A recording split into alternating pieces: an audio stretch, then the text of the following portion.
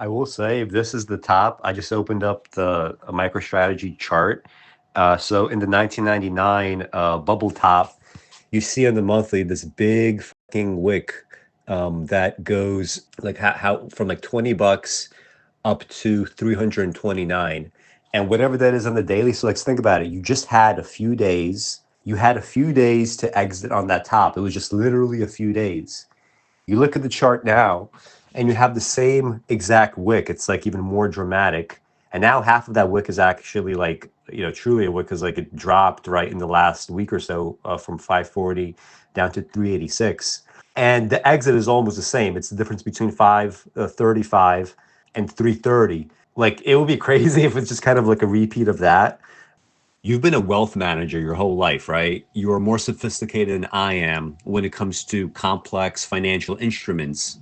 And yet, keep this in mind, both of us are looking for an explainer as to how MicroStrategy really works. Because anytime there's a video or an article calling it a Ponzi scheme, there's an equally sophisticated counter article calling it an innovation. Is there really no consensus on this thing?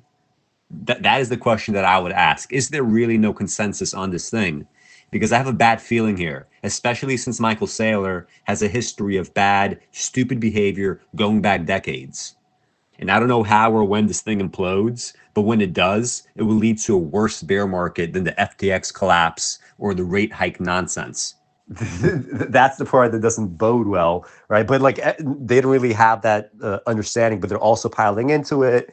They're, and they're also kind of supporting in the financial news, right? You have these kind of like, I think, more softball interviews of Saylor than what could have been expected a few years ago, because everybody's kind of like buying into it, but they're also not fully able to explain it. And then I'm just looking at the chart, and this, it looks very, very nasty.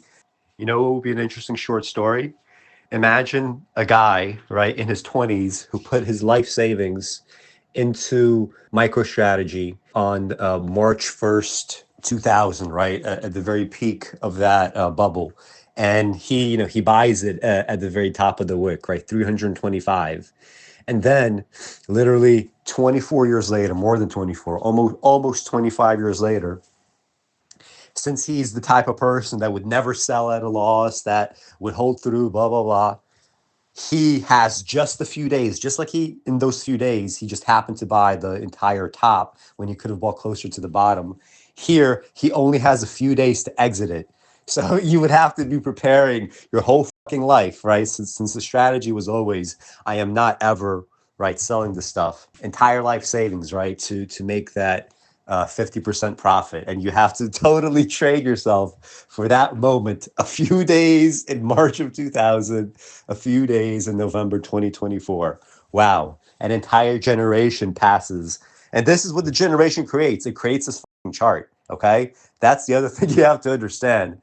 If you want to be black-pilled about society, this is the chart that a generation has created. This is a generation of financial innovation. This is a generation of financialization in general. This is a generation of putting your resources towards the wrong thing. This is what it looks like. Just open up the chart. Just even if you don't like charts, don't believe in charts, pull it up on the monthly. Take a look of this load of shit and tell me if this is not the perfect fucking metaphor for the past generation. Oh my goodness. Which one's the best crypto asset? Well, Bitcoin's the best crypto asset. Okay, what's the second best?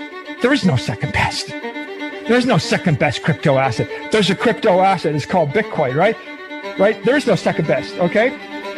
But take all your money, buy Bitcoin. Then take all your time, figure out how to borrow more money to buy more Bitcoin. Then take all your time and figure out what you can sell to buy Bitcoin.